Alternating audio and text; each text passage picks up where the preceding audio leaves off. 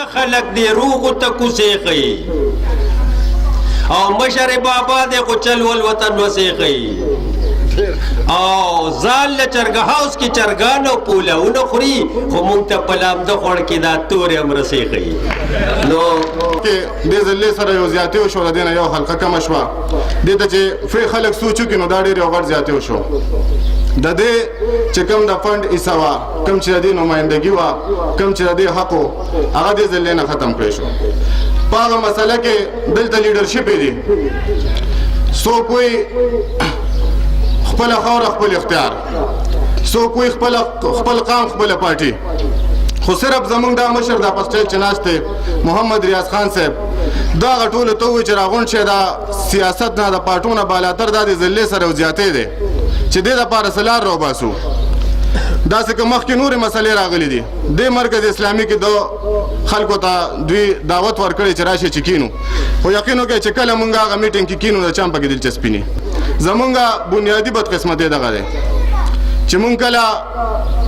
د میډل کلاس سړي خبره راشي نو زمونږ سوچ دې طرف ته راشي چې یاره دا خو زما شانتې سړی دی او ما له څوک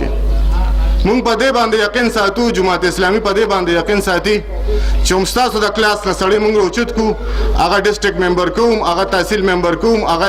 ایم پی ای کوو هغه ایم این ای کوو هغه منسټر کوو او هغه بیا ځان له د ټول پارټۍ د ټول ملک مشر کوم لکه څنګه چې سراج الحق صاحب دی د جماعت اسلامی سوچ دغه دی دا خو په بهر دنیا کې په پاکستان کې په دې صوبه کې دا یادېږي چې دا د باچا خان کلی دی او دا د ولی خان کلی دی او دا د افتاب خان کلی دی خو دلته اوس هم هغه وخت نه یې تللی چې دلته به اوس هم تورې جنډې خلک لګي نو خپل حق به غواړي دا ډېر زیات بدقسمتي دی نو هغه د اویا کالونه په دې ملک باندې مسلط دی او را روان دي خو زما په خیال چې څه د خیر تمه به ترې نه وکړو نه م ترې کړې ده او نه یې څه کړي دي خو هغې د یو مقصد دپاره ده د هغوی مخې ته یو مقصد و چې داسې یو وخت به راځي چې که زمونږ چې ته اقتدار راغی نو دا پښتون به خوشحاله شي ځکه چې مشرانو به یې ورته وي دا مټې به یې داسې راښکلې وي مونږ هم پکې ورسره وو وی به دا سوات کې دا زمرودو کانونه دي وي دا زمونږ دي وی دا اوبه زمونږ دي دا لرګې زمونږ دي او که موږ په اقتدار کې رالو نو دا پښتونخوا به داسې شي دا به داسې یو دغه ډولۍ به ورته یادوله که څه کیسه به یې یادوله دا بجلي زمونږ ده او که په اقتدار کې رالو نو پنجابي نه به سوچ راوباسو خېټه به یې شله وو حق به راوړو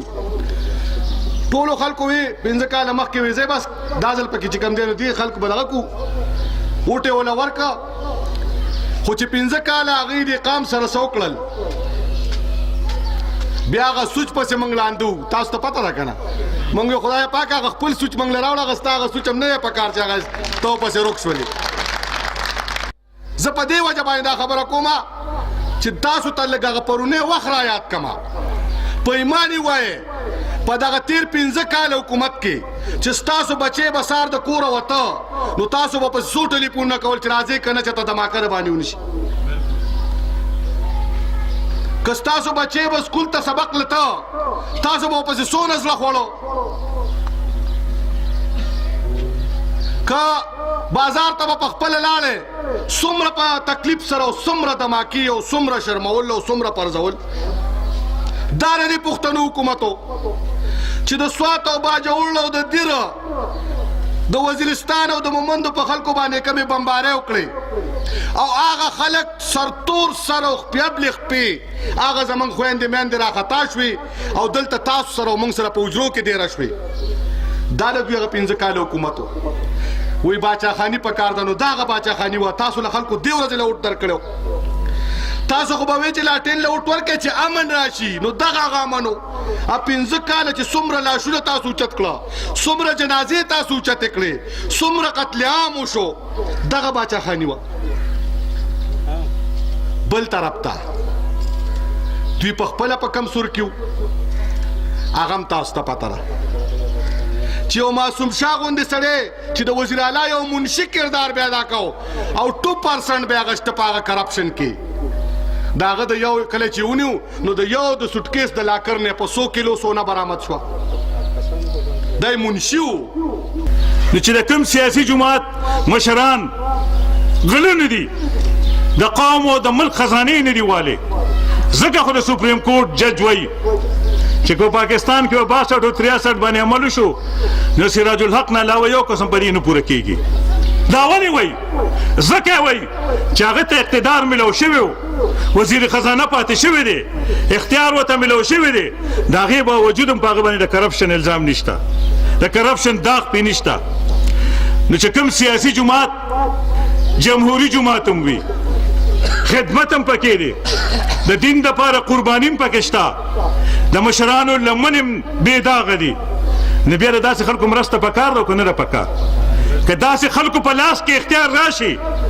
نو موږ تاسو ته دا یقین سره وایو که جماعت اسلامي له الله تعالی په دې وطن کې اختیار ورکړو نو 15 کاله پس به موږ تاسو ته دا ښیو چې د پاکستان بچي د پاکستان ځوان د پاکستان انجینیر د پاکستان ډاکټر به بیا بار دنیا ته مزدورۍ له نه ځي بیا به خلک دلته مزدورۍ له راځي انشاءالله. دا تاسو سره موږ وعده ده په دې پاکستان کې وسایل شته خو د غلو په لاس کې ورغلي دي که تاسو دا خلکو په لاس کې ورکړو چې کوم خلک ایماندار دي د الله نه یریدونکي دي نو انشاءالله موږ دا وایو چې د پاکستان دا حالت بدلیدی شي. موږ ته چا د قرضو ضرورت نشته خو د هغې خلکو په لاس کې تاسو د سینټ الیکشن وکړه چې یو ممبر په 15 کروڑو په 2 کروڑ روپۍ خرڅ شو او دلته خو غونډه یو پارټي خرڅه شوه د هغې پارټۍ یو کس تاسو ممبر کړی سړی حیران شي چې ممبران خرڅېږي پارټي غونډه خرڅېږي او بیا هم د قوم د مشرۍ دعوې لري. ما ته بل ورځ یو کس وویل یاره دوی له شرم هم نه ورځي. یو سړی د کلي نه بهر تللی کلي ته چې واپس راغی نو هلته خلکو ژړل راغونډ شوي وي چې ولې ژاړې ویره وی شرم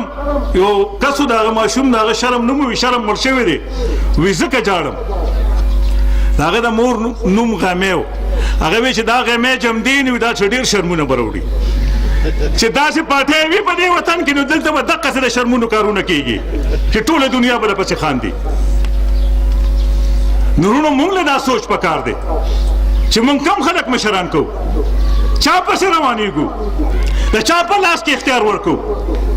آیا دا د دې اهل دی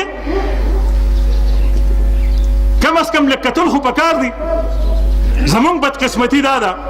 چې موږ د الیکشن په وخت کې په معمولي څیزونو دوکه کېږو